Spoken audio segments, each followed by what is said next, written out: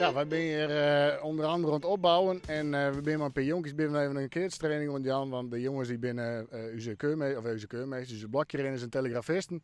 En die zeiden van ja, weet je, wanneer maar wij draagsteren? Ik zei, nou, dan mag je hem al even goed trainen.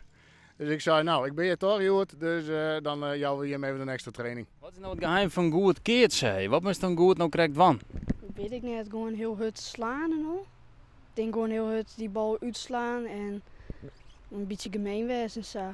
Gemeen wezen? Ja, gewoon op Dat klinkt wel heel gemeen. Hoe bedoel je dat? Hè?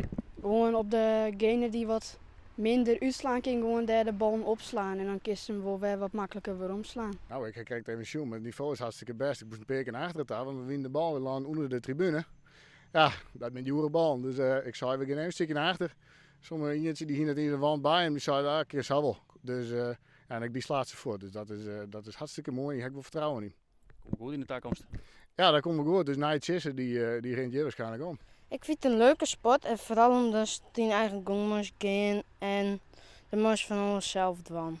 Ik hou heel wat doen. Ik keert vooral federatie, soms KNKB. Ja, en dat is leuk. Half kronzen, dus dat was echt een nieuwe PC winner, jong. Misschien wel. Nou ja, Gabietje. Ik ken nou zo'n op mat, want de jeugd die kent het wel. Dus ik ben eigenlijk benieuwd of ik het ken. Wat is nou de truc? Nou, de truc voor die als eerste tip denk ik gewoon de bal raadje en net misslaan. Ik denk dat we daar maar beginnen, matten.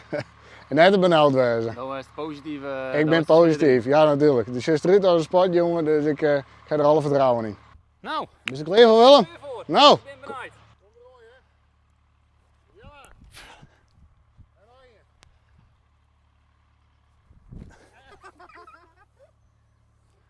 Net op mij besteed dit.